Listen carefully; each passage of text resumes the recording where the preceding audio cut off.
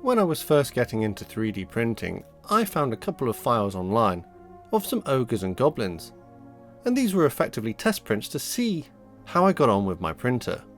They've been sitting on my shelf for quite a while, and I think it's probably time to do something with them. Hello everyone, I'm Matt, this is Model Minutes, and join me on the workbench today as I finally complete a little project involving these figures. So having already printed these figures, and they were effectively test pieces, there are some weird little artifacts in places where perhaps I wasn't as careful as I could have been with orientating them on the build plate. But I think with a little bit of cleanup, and also embracing some of the problems with the prints, I can probably turn them into some nice looking figures. So to start off with, I'm going to prime the figures using this Army Painter Matte Black. This should give a nice surface layer for the next layers of paint to stick to, as some of the resin is quite smooth and I'm not sure paint will stick to it too well. When that was dry, some Army Painter Matte White would be used to create a zenithal highlight.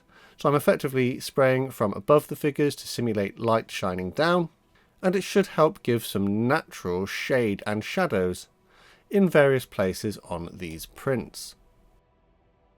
I've had this Army Painter Speed Paint set for a while, and whilst I've used these on a few different projects, this will give me the opportunity to try out some of the other colours. So to start with, I'm going to be mixing up a variety of different shades, such as this red and bone colour. I'll mix them at varying consistencies at different places to try and get different colours that I'm looking for. Because I only have a limited selection, I think that mixing paints is going to be kind of required to get different shades. For all of the fleshy parts, I'm using a very thinned down kind of red. So this was like on their ears and their mouths. Whilst their teeth would be given a coat of the straight up bone colour, as well as the bone that this goblin is using as a weapon.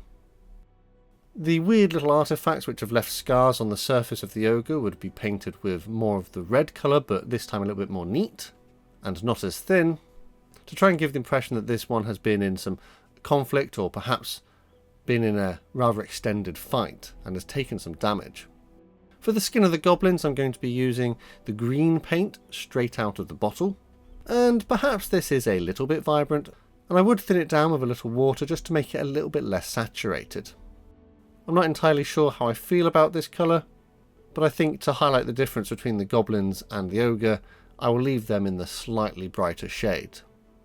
For the ogre though, I'll thin down the green with the bone to make it much more subdued. This was then painted over all of the fleshy skin areas of the ogre, and actually I quite like using these speed paints because that zenithal prime that I've already done helps to add contrast and shade, but then the speed paint comes over the top and further enhances the effect. Speed paints are very much like a one coat and you're done, and it gives you highlights and contrast straight away. I've not had the opportunity to use this purple yet, so I thought I would use this on the little cloths on the goblins. Whilst for the ogre I decided I would use more of the bone colour, as he hasn't got access to such a vibrant cloth.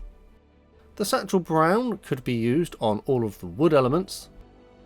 This included the giant club which the ogre is holding, and the shield that one of the goblins is carrying. I would make sure not to forget the bow the other goblin has. There is a metallic colour in the set as well, which is this broadsword silver, and I would paint this onto the arrowhead, on the archer goblin's arrow, the sort of centre, I think they call it a pommel, on the shield, and also all the nails which the ogre has forced inside of his club. I do just want to pick out their eyes as well. I don't have a speed paint suitable for that, so I've got a little bit of Vallejo white, and a very tiny amount of this was used just to pick out their eyes. I didn't see the point in trying to do their pupils or anything. I'm not quite sure my skills are there yet, so I think this will do for now. One extra thing I do want to do is add a bit of this clear gloss. It's my thought process here that this would be applied to the wounds on the ogre and all of the other sort of fleshy parts of the figures, perhaps to give the impression that they are a little bit more moist. So this would be painted onto the wounds and their mouths and their eyes and their ears. And at this point I'm actually pretty happy with how these have turned out. This is definitely an afternoon project, and this hasn't taken too long given the quick speed painting techniques I've used. So now let's put them onto a little base. I've got this wooden coaster which I painted brown on the top surface. When that was in the process of drying, I would superglue the figures onto the base. I quite like the idea that these two goblins are attacking the ogre, and the ogre has put his hand up to effectively stop one of them from hitting him.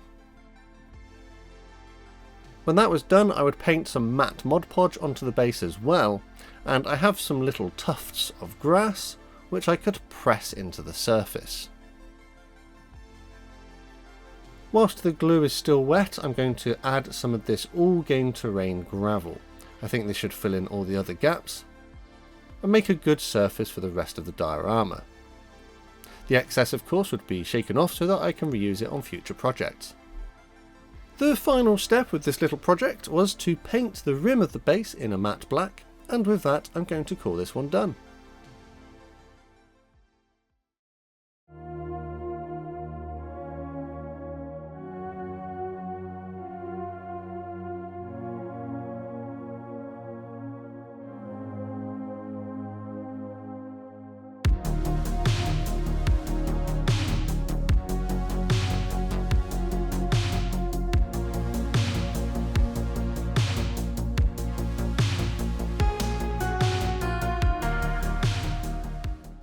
And that's another build under the belt. So this was effectively like an evening project, and it only took me a couple of hours to complete, which is pretty good seeing as I've had these figures sitting on my shelf for quite a while now.